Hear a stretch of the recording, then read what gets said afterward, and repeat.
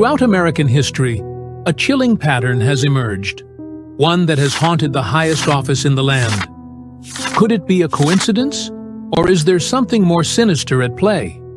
Could a Native American prophecy from the early 1800s really spell doom for some of the most powerful figures in history? Or is this just an eerie coincidence?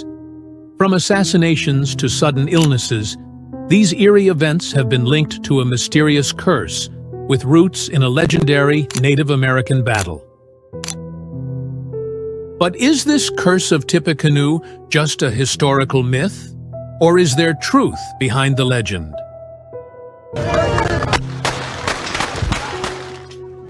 Join us as we explore the chilling legend of the Curse of Tippecanoe, uncovering its origins and investigating whether the curse still looms over the White House today.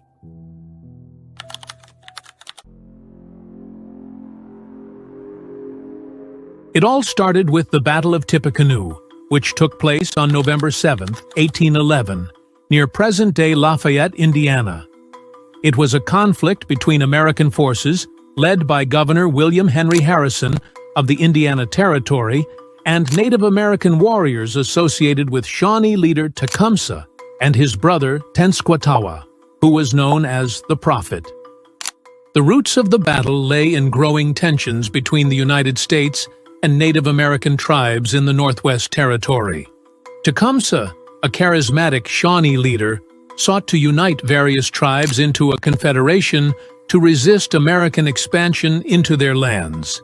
His brother, Tenskwatawa, was a religious leader who advocated for the rejection of European American culture and a return to traditional native ways.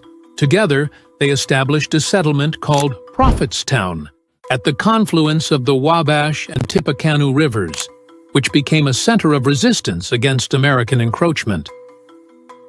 Governor Harrison, wary of the growing power of Tecumseh's confederation, sought to neutralize this threat. In the fall of 1811, while Tecumseh was away in the South attempting to recruit more tribes to his cause, Harrison led an expedition of about 1,000 men towards Prophetstown to intimidate the Confederation and negotiate a peaceful settlement. On November 6th, Harrison's forces camped near Prophetstown, and a tense meeting with Native American representatives that day failed to resolve the conflict. Early the next morning, Tenskwatawa, believing that a preemptive strike would give his warriors an advantage, launched a surprise attack on Harrison's encampment.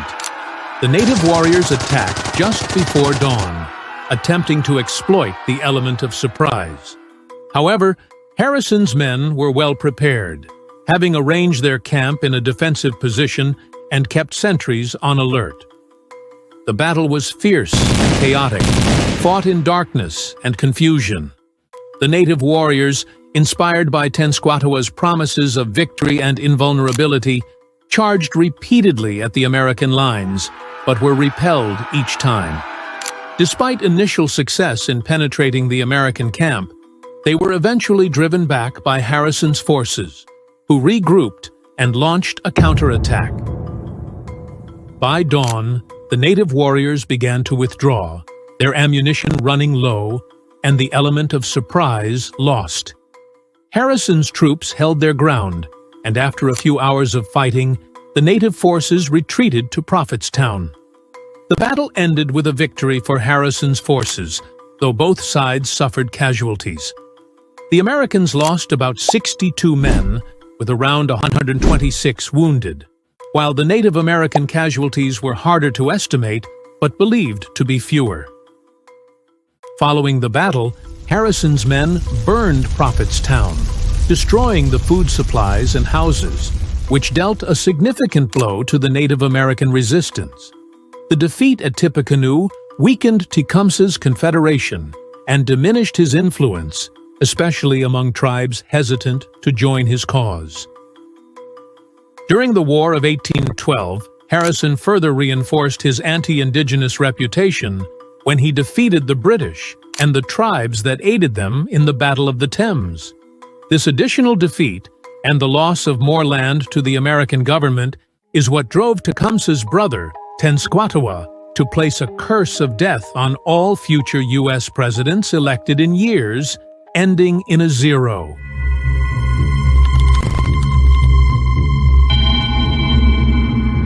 In 1840, William Henry Harrison won the presidency with the slogan, "Tippecanoe and Tyler too," which referenced Harrison's role in the American victory at the Battle of Tippecanoe in 1811. On a cold, rainy day in Washington, D.C., Harrison delivered the longest inaugural address in U.S. history, lasting nearly 2 hours. He spoke without wearing a hat or coat, which some historians believe contributed to his developing a cold. Over the next few days, his condition worsened, and he developed symptoms consistent with pneumonia, such as a persistent cough and a high fever. Despite treatment by his doctors, Harrison's condition continued to deteriorate. At the time, medical knowledge was limited, and the treatments he received, which included bloodletting and the use of various medications like opium and ipecac, may have worsened his condition. Harrison died on April 4, 1841, becoming the first U.S. president to die in office. His death was the first in a series of tragedies that struck presidents winning an election at the start of a new decade, a pattern that would become known as Tecumseh's Curse, or the Curse of Tippecanoe.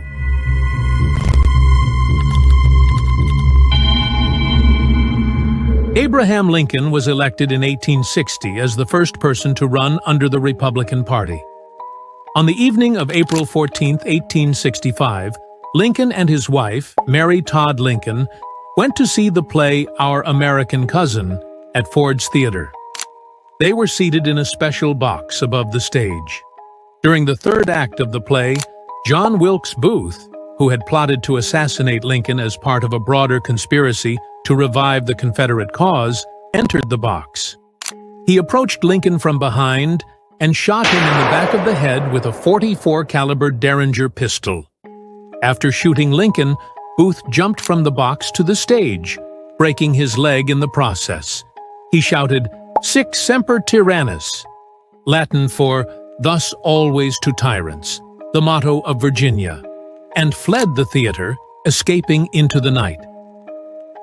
Lincoln was immediately attended to by doctors in the audience and was then carried across the street to a boarding house where he was laid in a bed.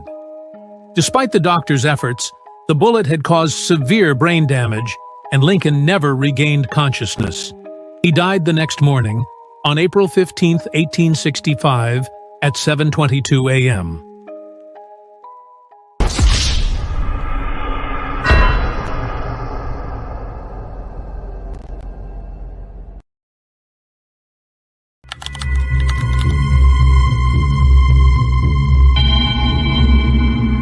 James Garfield was elected to the presidency in 1880. He took office on March 4, 1881. The events leading to his death began on July 2, 1881. Garfield was at the Baltimore and Potomac Railroad Station in Washington, D.C., preparing to depart on a trip with his family. As he walked through the station, Guiteau, a disgruntled office seeker who believed he deserved a government appointment, approached him from behind and fired 2 shots. One bullet grazed Garfield's arm, while the other lodged in his back, near the spine. Despite the seriousness of his wounds, Garfield did not die immediately. He was carried to the White House, where a team of doctors was assembled to care for him.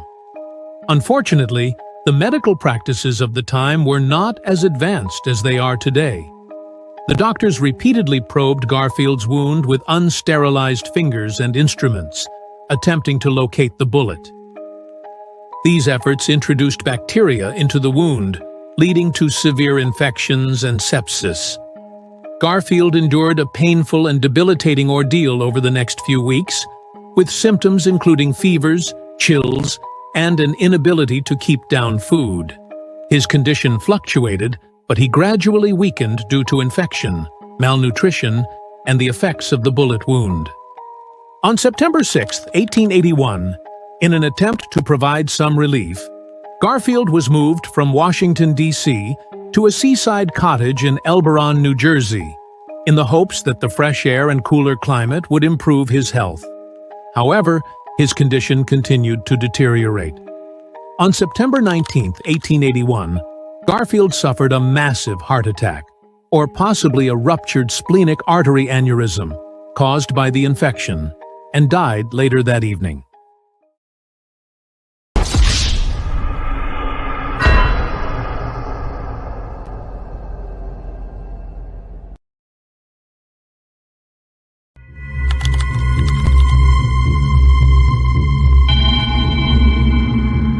William McKinley was elected to his second term in 1900. Once again, he defeated his opponent, William Jennings Bryan, as he had in 1896. William McKinley, the 25th President of the United States, died on September 14, 1901, after being shot by an assassin named Leon Czolgosz. The assassination occurred on September 6, 1901, while McKinley was attending the Pan American Exposition in Buffalo, New York. McKinley was greeting the public in the Temple of Music, a pavilion at the exposition, when Czolgosz approached him. Czolgosz, an anarchist who believed that killing McKinley would strike a blow against the government, had concealed a revolver in a handkerchief. As he extended his hand to shake McKinley's, he fired 2 shots at close range. The first bullet grazed McKinley, but the second bullet penetrated his abdomen, hitting his stomach, pancreas, and kidney before lodging in the muscles of his back. McKinley initially appeared to be recovering after surgery, where doctors managed to close the wound and clean the damaged areas, but they were unable to locate the second bullet. At the time, X-rays were a new technology and were not used during his treatment. Despite his initial signs of recovery, McKinley's condition took a turn for the worse about a week after the shooting. On September 13th, he began to suffer from gangrene and septicemia that had developed around his wounds. His health rapidly declined as the infection spread, and he slipped in and out of consciousness. On September 14, 1901, 8 days after being shot, McKinley died from gangrene caused by the bullet wounds. Vice President Theodore Roosevelt, who had rushed back from a vacation upon hearing of McKinley's worsening condition, was sworn in as president shortly after McKinley's death.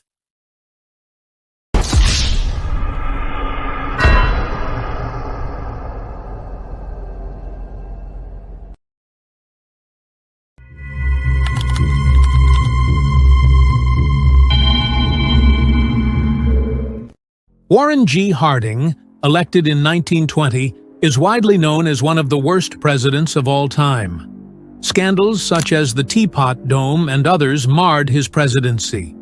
Warren died on August 2, 1923, while in office. He passed away suddenly from a heart attack or stroke while on a speaking tour in San Francisco, California. Harding had been suffering from health issues, including heart problems, and his death came as a shock to the nation. Initially, there was some speculation about the exact cause of his death, leading to rumors of poisoning, but these were never substantiated. The official cause of death was attributed to a heart attack, complicated by pneumonia.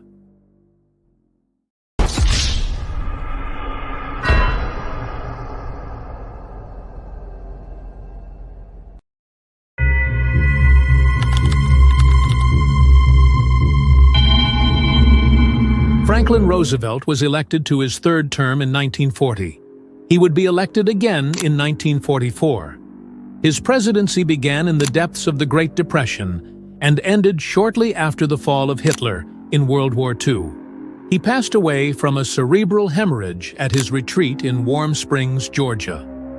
Roosevelt had been suffering from declining health for several years, partly due to the immense stress of leading the country through the Great Depression and World War II. Despite his health issues, he had just begun his fourth term in office earlier that year when he suddenly collapsed and died. His death marked the end of an era, as he was the only U.S. president to serve more than 2 terms. Since he was elected during one of his terms in a year that ended with a 0, he is considered part of Tecumseh's curse.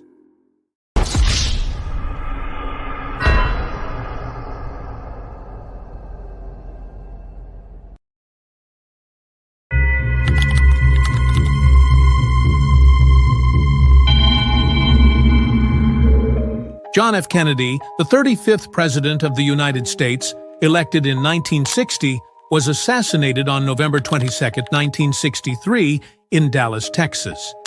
He was shot while riding in a motorcade through Dealey Plaza. Kennedy was in an open-top convertible limousine with his wife Jacqueline, Texas Governor John Connally, and Connally's wife, Nellie. As the motorcade passed the Texas School Book Depository, shots rang out.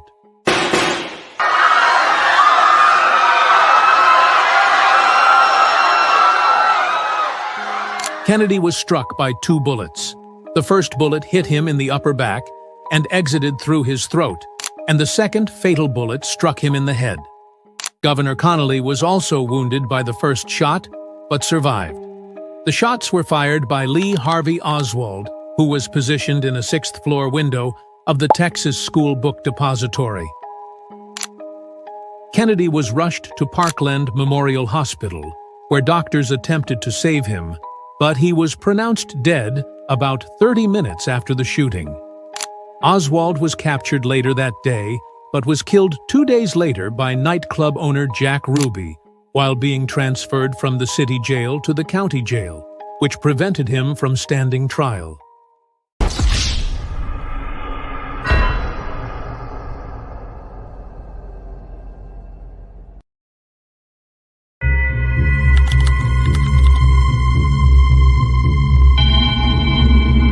In 1980, Ronald Reagan became the oldest man to be elected president.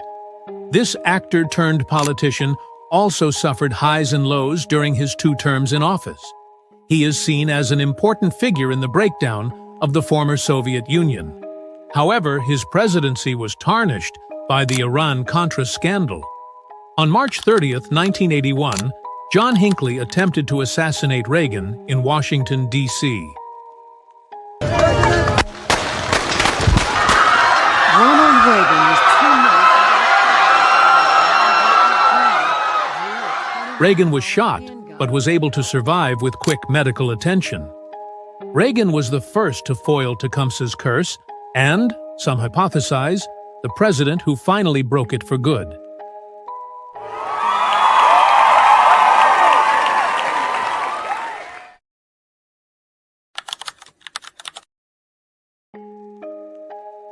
George W. Bush, elected in the curse-active year of 2000, survived 2 assassination attempts and several alleged plots during his 2 terms in office.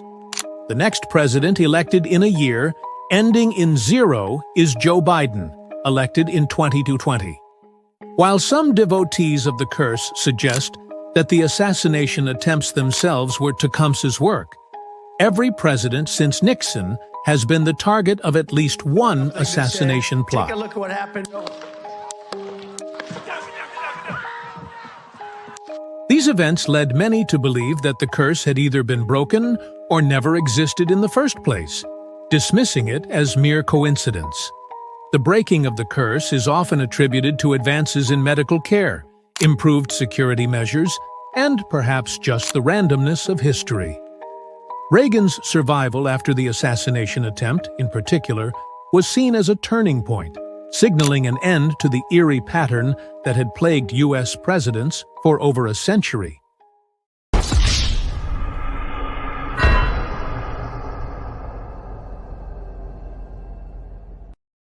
Thank you for watching. If you enjoyed this video and want to explore more stories that shaped our world, be sure to hit the like button and subscribe to the channel. Don't forget to ring the notification bell so you never miss an update. Let's continue the conversation in the comments below. I'd love to hear your thoughts. Thanks for tuning in, and I'll see you in the next video.